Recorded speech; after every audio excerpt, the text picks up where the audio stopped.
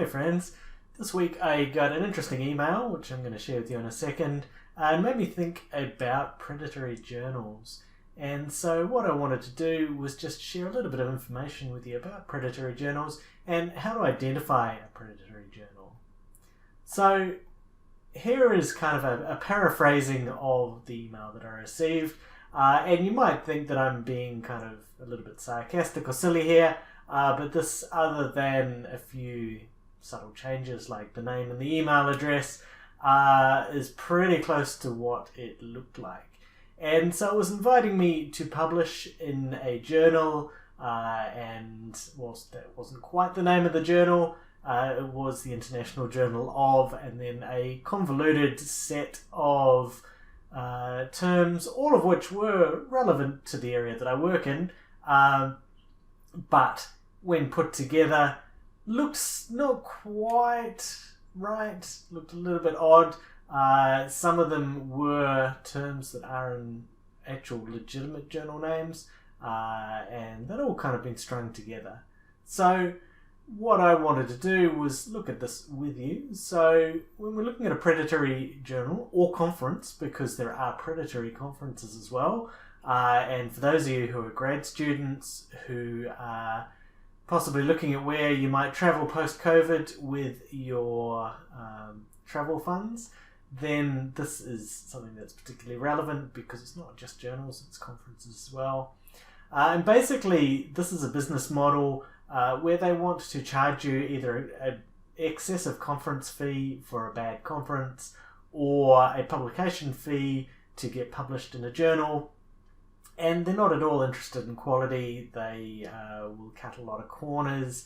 And basically, it's just a model of exploitation. So they're trying to trick you into publishing with them by making various different promises.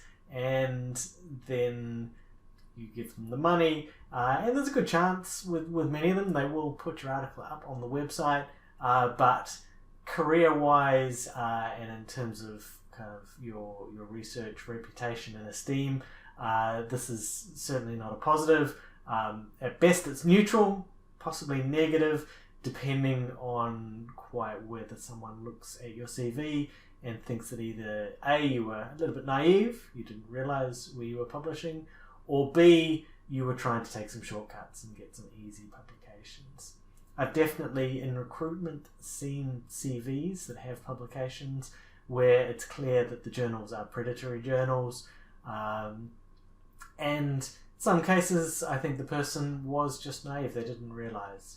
So if we want to try and work out whether a journal we are looking at publishing is predatory, there's a few different things we can do. And so some of these are going to be pretty obvious. So the first one is looking at the invite and looking at the website. If the invite looks like the one that I just showed you before, obviously this is not a particularly high quality organisation that you're dealing with. Some of them are slicker, some of them have some nice HTML formatting, and they really do play on your ego, particularly once you are perhaps beyond kind of that master's, maybe into your PhD, maybe into early career. And they really want to tell you that you're very smart and no one has noticed how smart you are, but you should publish with them. So looking at the quality of the language, looking at typos, looking at the website, and if you can look at the website and look at articles on the website, then this is going to be really helpful because articles on the website, you get a bit of a gauge of the quality of them. If you see some very low quality articles on the website, then this is starting to indicate that maybe this is not a particularly good place for you to publish. Even if it's not a predatory journal, if you see low quality, then that's possibly an indicator. The other thing that pretty commonly you'll see is the use of Gmail and Hotmail and Yahoo addresses as well. And again, not all the time. And every so often I have seen legitimate journals with a slightly older editor who didn't quite understand technology and didn't realise that Hotmail addresses were a good 10 plus years out of date. But that's one thing to look at. So the next is unrealistically fast review times. So if you get promised a review time and it's 2 weeks or 4 weeks, this just in real journals just pretty much never happens. Conferences, I mean, they're going to happen at a certain time, so there's more pressure to turn around conference reviews. But a promise of a 2-week turnaround, and particularly a turnaround not just to review but to publish. Basically, this means that either they're getting sent to reviewers who don't care, and they're not listening to the reviews, or more commonly, there is just no review. So they will just say, well, your article is amazing, we don't need to make any changes. They just put it straight up on their website. So the next is what we might call pay to play. So there will be a charge, and this is why they do it. There'll be a charge for you to be able to publish. Every so often there is, I guess, a journal which is kind of on that fringe. It's not quite predatory because it doesn't charge, but it will have been someone who decided they can't get published anywhere else. They'll just make their own journal. So every so often you'll hit one of those. Whether that's predatory, it's kind of comes close to the definition. I mean, it's just sometimes just very, very bad. I've certainly seen 1 or 2 cases. I can think of one in particular where an academic couldn't get published, and so they just said, I'll make my own journal. And they had this huge string of publications all in the same journal because they made it. So pay to play may be a bad journal or even predatory without that, but it's almost universal. But that doesn't mean absolutely that it's a predatory journal. Some of the big journals will charge publication fee for various reasons. Sometimes it could be if you want graphs or color graphs in print copy. Sometimes it will be to make your article open access, since they won't make as much off database and charging for it. So that's why I put the asterisk there, is that it's a good indicator, but it certainly isn't the only thing. If we see a journal charging, that alone is not enough to make it predatory, but if it's predatory, it almost always will charge. Okay, then we've got the naughty lists.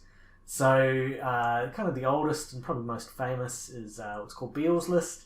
It was online for a while, and then in fact I believe that some of the publishers got together and tried to sue the academic that put this together because they weren't happy with this list of predatory journals and being on it.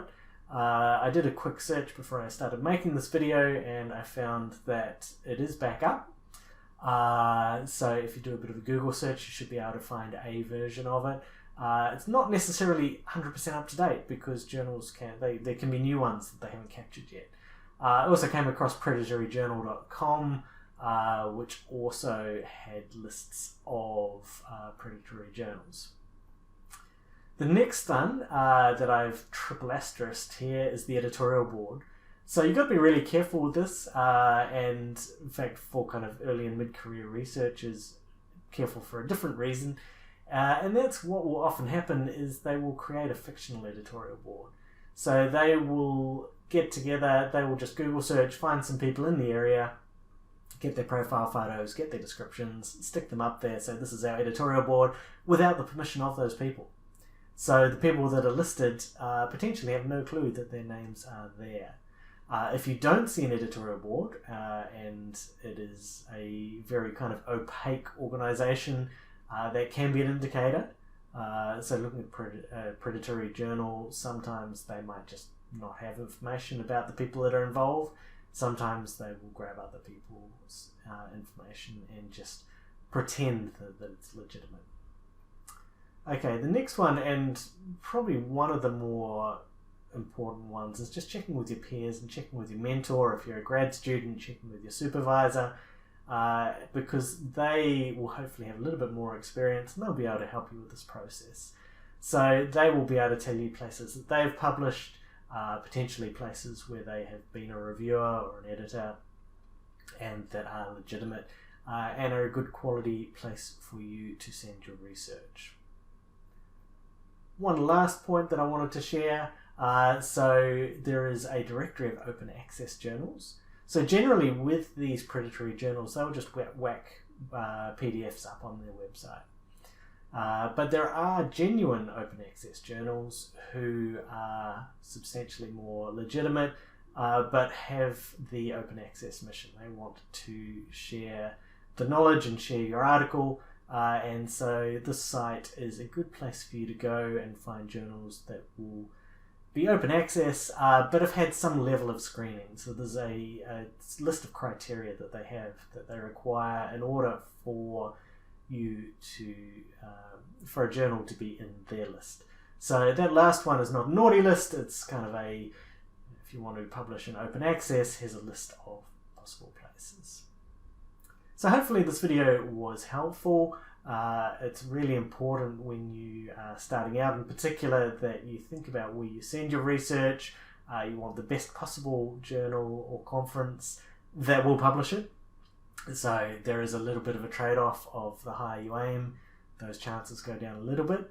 But certainly in terms of your reputation, in terms of your CV, having publications that are in predatory or dubious journals is really not helpful at all. You may kind of think, I've only published 1 or 2 papers, but certainly having hired staff, having been on panels for recruitment and for promotion, we certainly looked at that. So we looked at what type of journals, and someone that had a list of 10 or 20 journals but they were all pretty dubious would certainly not have any edge over someone that maybe only had a handful but they were at a quality place.